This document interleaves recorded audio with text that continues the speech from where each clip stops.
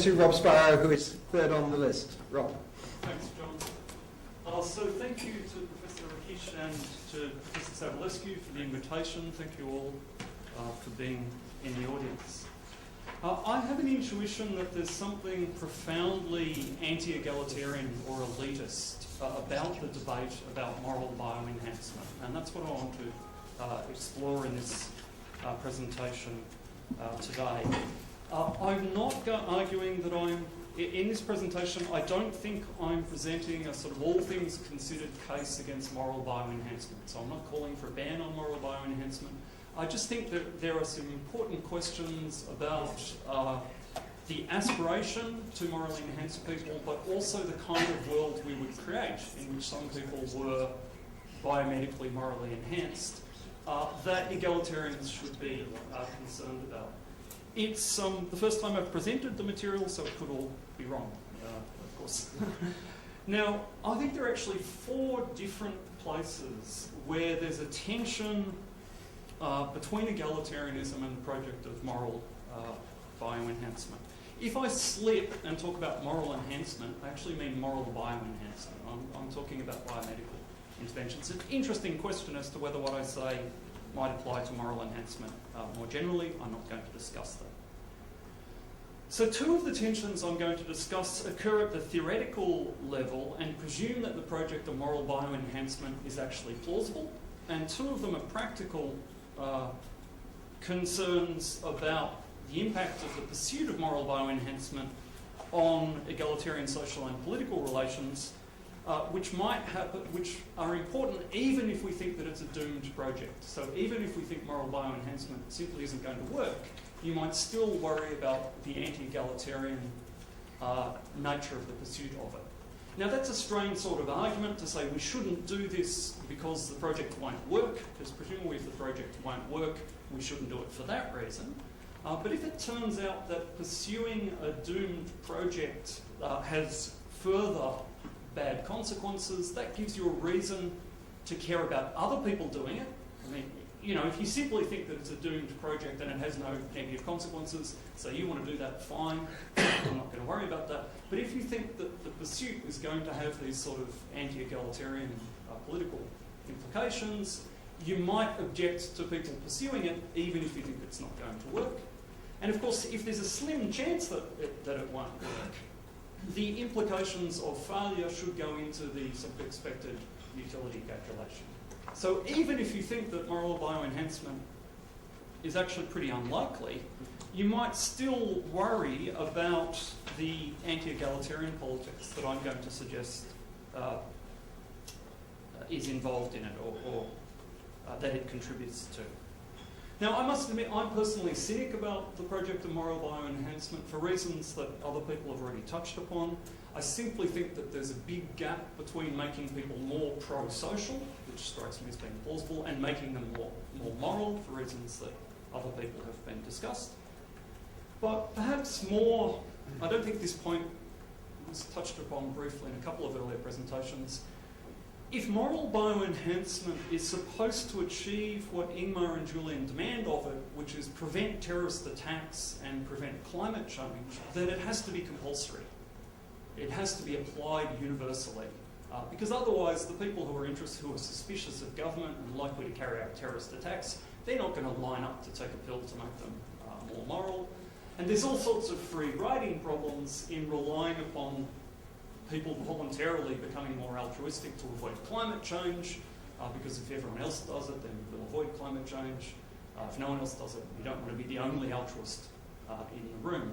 So it seems to me that a plausible project of moral bioenhancement would have to require putting drugs in the drinking water. And I was kind of pleased to hear Peter's suggestion that adding lithium to the drinking water might be justified, because I think that's what moral bioenhancement would have to look like.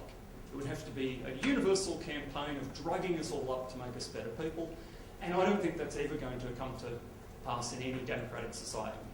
You know, it's a struggle to put drugs in the water, or chemicals in the water that would prevent tooth decay. The chances of people in a democratic society being comfortable with the government drugging them up to make them better people is so slim that I essentially think the project of moral bioenhancement is a science fiction scenario. So having said that though, for the first half of the remainder of this presentation, I'm going to assume that people will set out to universally prescribe drugs to the population that will in fact succeed in making some of the population more moral. Now notice that the attempt at universal moral bioenhancement doesn't get you everyone ends up being morally enhanced. There will be natural genetic variation in the population or different responses to the drugs or different histories that mean after we've done our moral bioenhancement, there will be some people who are more moral than others.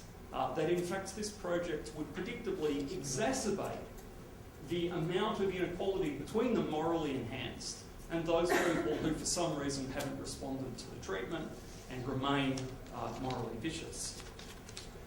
A working technology presumes also the science that would allow us to tell who was morally enhanced or not.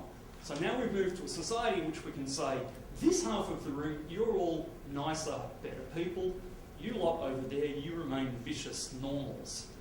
And now we can see why you might think there was an issue here for political relations in a future biomedically enhanced society.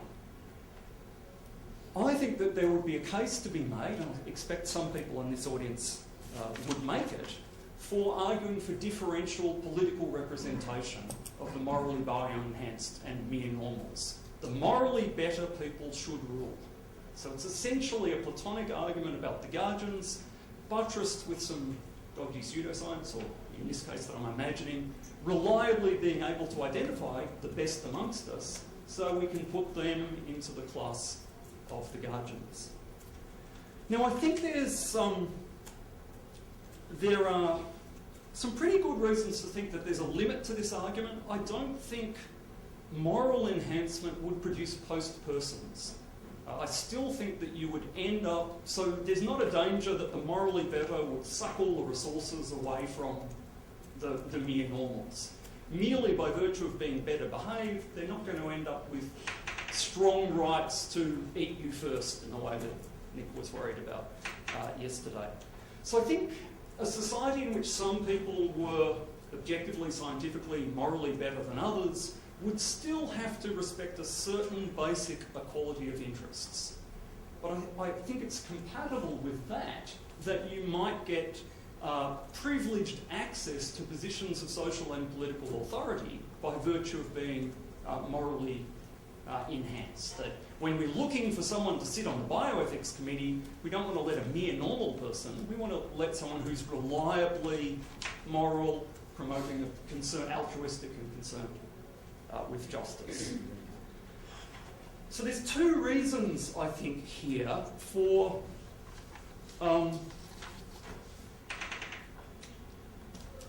thinking that the project of moral bioenhancement would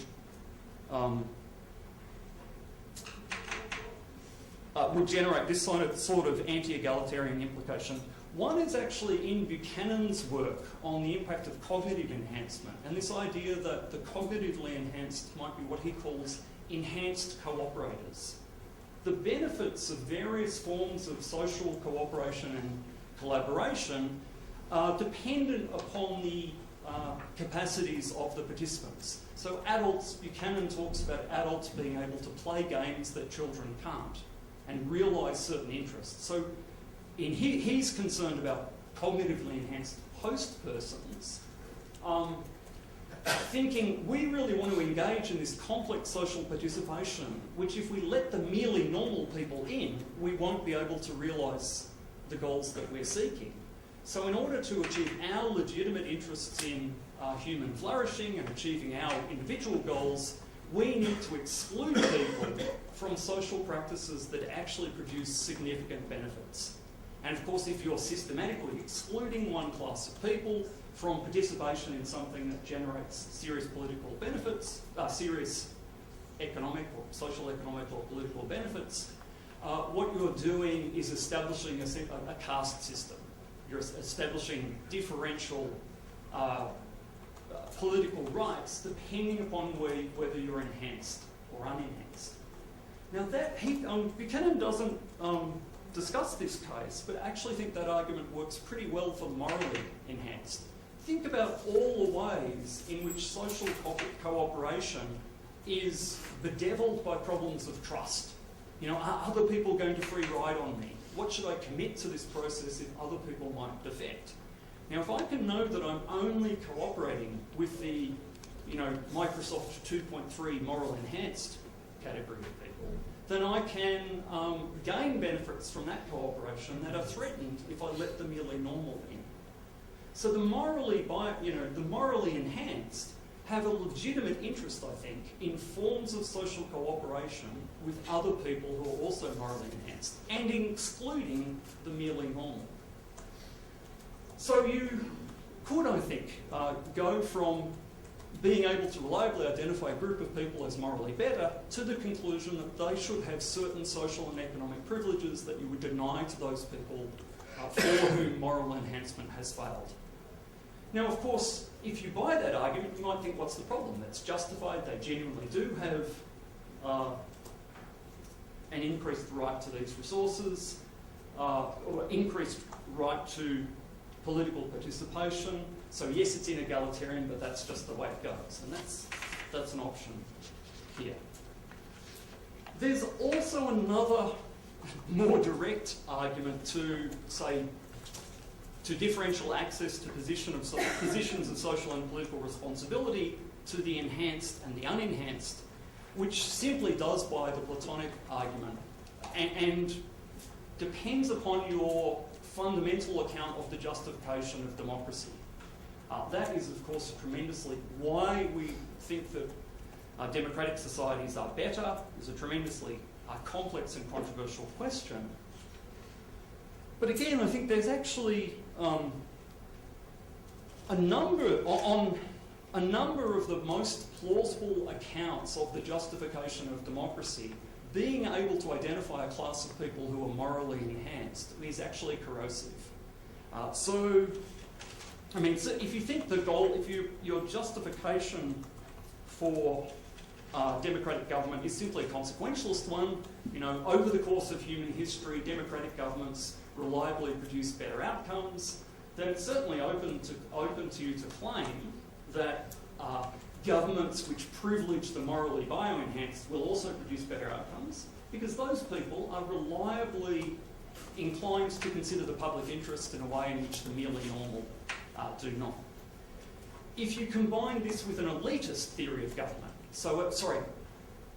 an elite theory of democracy, which essentially says the only plausible form of democratic government in a mass society is competition between two technocratic governments or government by experts, and you have regular elections to toss them out should they do something terribly wrong, then again I think you should try to be drafting, making sure that the political elites consist in the morally enhanced.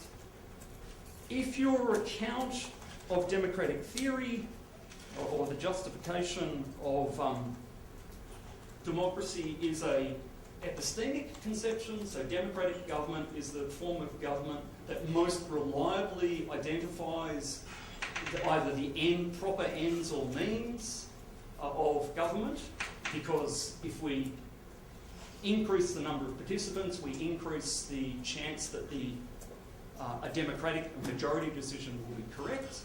Then again, you might think that restricting debate about choice about the ends of a democratic society would be improved by privileging the morally enhanced. Even, and I'm not sure whether this is true or not, but I suspect that on some versions of deliberative democracy, which is where the process of democratic government is supposed to consist in reason giving, the mutual deliberation about the reasons that apply, you might want to make sure that all the public speakers were morally enhanced, because they're less likely to lead public deliberation astray. There's lots of work to be done there, but I actually think there's a plausible case to be made that were we to undertake universal moral bioenhancement, and we could identify the enhanced, that we should in fact privilege them in our processes of government. And that, I think, should be a bad thing if you're egalitarian. There's another intuition about the whole moral enhancement debate, which is essentially says, who are you to tell me what is moral? That seems to me a very basic intuition about the whole moral bioenhancement debate. How do we know what's moral? The first sight, that's actually a weaker objection because the advocates of moral bioenhancement have been very modest in their claims. They just pick things like eliminating racism or aggression or boosting altruism and a sense of justice. And who could object to that? But if you think about the debate within liberal political theory about the nature of political neutrality, it becomes very quickly obvious that advocates of moral bioenhancement are committed to a version of moral perfectionism. I mean, actually, Jay was quite upfront about this yesterday. Moral bioenhancement is not neutral between conceptions of the good. If you really make me more altruistic, I can't flourish on Wall Street. So certain modes of living become less viable in a society where the government is drugging up its citizens. So again, there's a point there. Some people think that the problem with moral perfectionism is that it's anti-egalitarian, that it's privileging some ideas about the nature of the good. What if moral bioenhancement doesn't work? Well, there's two options here. There's one that it doesn't work and we don't know that. And I actually think that's pretty likely. Scientists, like all of us, are terribly vulnerable to wishful thinking. Think about all those people who saw canals on Mars. Think about the history of surgeries, that when you 40 years of surgery, you do a meta-analysis and you discover it doesn't have any effects. Scientists are also prone to sort of find what they want to find. So if you embark on this project of moral bioenhancement, I'm pretty sure that those people who do it will end up thinking that they are the moral elite. So moral bioenhancement will actually encourage people who already think that they know better than others to work in anti-democratic ways, in non-egalitarian ways. So even were the project to fail, there's a real risk that political elites would say, trust us, not only am I a doctor, but I'm morally better than you because I happen to have had this enhancement, which obviously didn't work for you. So even were the project to fail, there's a chance that those in political power would use this technology to license their rule in way, and in that case, that would be completely unjustified. At least in the case where they genuinely are morally better, they would have some sort of case. But if the technology fails and they really think they're morally better, that would be disastrous. Now, finally, there's the chance that moral bioenhancement just fails dismally, and we all admit that. I suspect that that's the most probable outcome now, but maybe we do 10 years of dragging up the population, and then we look at our social statistics and discover that people aren't really, there's still terrorist attacks, global warming continues uninterrupted, and there might be less rape and murder, but it turns out that people are still pretty nasty to each other, and we give up on the whole project. Why would that be bad? One reason that would really be bad is the opportunity costs of philosophers talking about these questions. When we're thinking about global warming, there's some technologies that might work, which I suspect is economic and political reform, and there's some technologies that are highly unlikely to work, geoengineering simply because of the time scale, and I suspect moral enhancement. The time to do something about climate change is now. We can't afford to do 30 years of research on speculative drugs and discover that they don't work. Finally, and to my mind, this is the sort of worst thing about the debate about moral bioenhancement, is the extent to which it encourages the idea that there is already a natural genetic moral aristocracy. That it's licensing the return of sociobiology into mainstream political and philosophical debate, because in order to make the case for moral bioenhancement, you have to make all these arguments about how some people are naturally genetically inclined to violence or naturally genetically inclined to virtue. And that seems to me the real problem here, in that in having these discussions, what the public hears is that there are people out there who are naturally evil, and it's no surprise that they will be, you know, the poor, the dark-skinned, those people who are overrepresented in prisons already. And there are some people who are naturally virtuous, and that'll turn out to be us.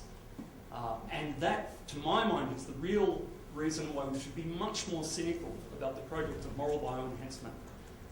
Because even if it fails, and I think it's likely to fail, the costs of having this discussion are much higher than people are recognising. I'll stop there. Thank you, Rob. Admirably to time, and a wonderful argument against the historical pretensions of a priesthood. A better one I've never heard. And there are hundreds of people wanting to get in on the act here. And Julian put his hand up 10 minutes before the end of the talk. So I'll start with... That's cheating, Julian. And can again we just have the same system? We'll take the questions first. There are so many problems, it's difficult to know where to begin. But I'll just give you one problem with this idea that you will be somehow unreasonably privileging. So I run a centre, okay? And predictably, people being what they are, there are contributors and there are free riders. Okay? And I try to pick the contributors when I'm hiring staff and eliminate the free riders. Now, in a sense, I'm privileging the contributors. Why am I doing that? I'm doing it because they do a better job in a centre. So the fact that you might privilege the morally enhanced in some political system would be because they'll do a better job. And that's not an unreasonable privileging, that's just rewarding merit. So I can't see how this kind of a factor, which really represents a threat to egalitarianism. Thank you. The meritocracy is alive and well. Just for the sake of balance, which I'm not really normally in favour of, I'll come next to Ingmar. All right. Well, let's assume that we have some effective means of bioenhancement. Now, you were saying that in order to apply these methods, we need to know what's morally right and so on. But you seem to be knowing it yourself, because you were including certain moral ideas, egalitarianism, equality of interest, and democratic ideas. Now, suppose that is morally correct, and we have this effective methods. In that case, it would seem we would produce more people who are egalitarians and who respect equality of interest. Furthermore, if there is this sort of tendency towards caste society, I mean, there would be an additional reason for other people who aren't egalitarian, to respect it, because they would have a prudential reason in order to avoid being excluded. So we would, in that way, create a more egalitarian society, you would say. Thank you. Quite enough balance. Yes, Nick. I was interested in your concern about morally bioenhanced politicians. I'm thinking of the depressing propensity of democracies to elect total scumbags who are exceptionally good at presenting themselves as morally upright.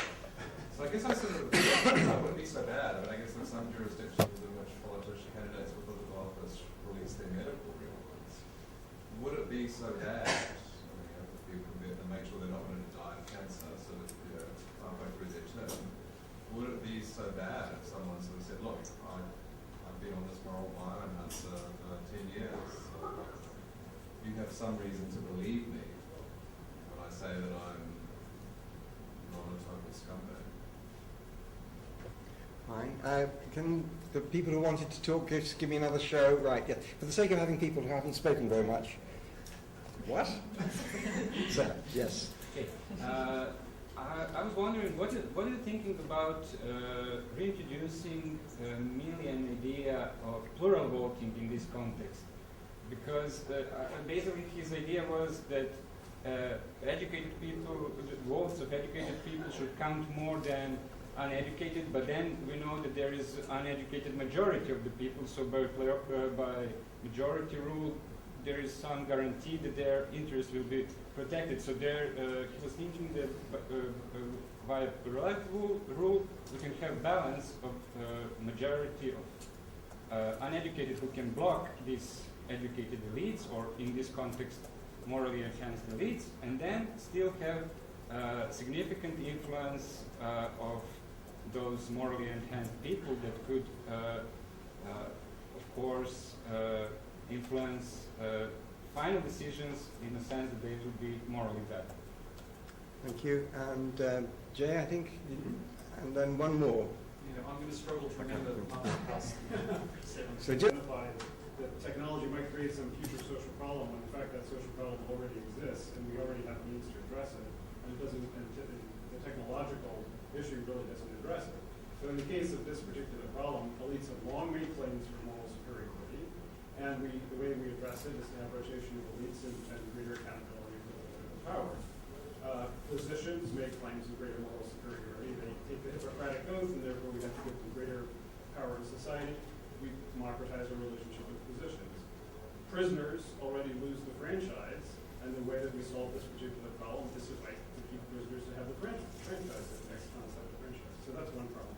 The second is, do you think that it's defensible to say that we should, in general, privilege people, give people more power in society who are illiterate?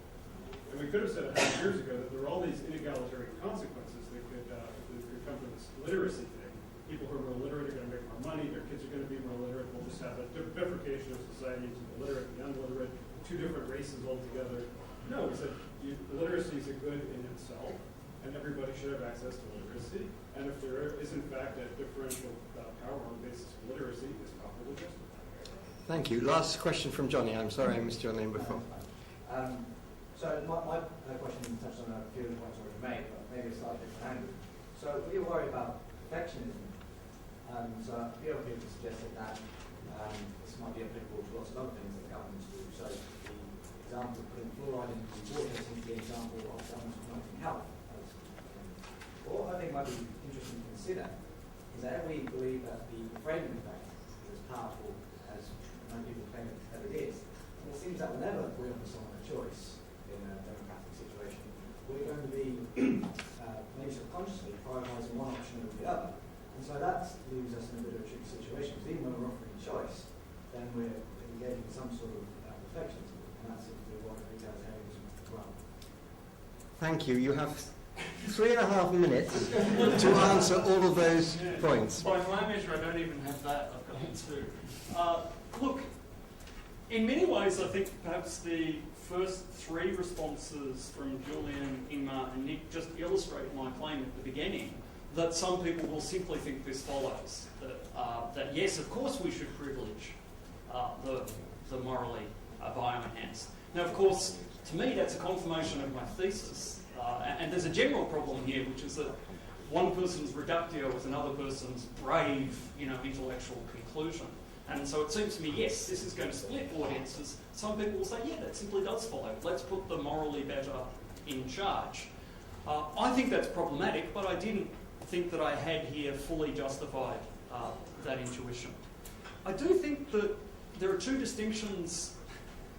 There are 2 things that matter here. One is the distinction between being better at identifying the means of achieving some set of political goals, and the other of being better able to identify the ends of a democratic politics. And presumably moral enhancement, as opposed to cognitive enhancement, makes people better at identifying the ends of politics. Now, of course, political elites have always claimed that, but I think it is a kind of more threatening inequality if you can identify some people and say, these are the people who should be determining the ends of politics. I also think that moral bioenhancement, were it to work, and of course there's always this dynamic where people say, I'm defending something radically new. This is going to change everything. We're all going to have 2 heads and machines and stuff. It's going to be great. And then you push them and they retreat to that idea. Surely reading's a good idea. You look at our most powerful enhancement was agriculture or mathematics. And so the illiterate analogy, I think it's less clear that reading facilitates the pursuit of ends. Better is a moral enhancement.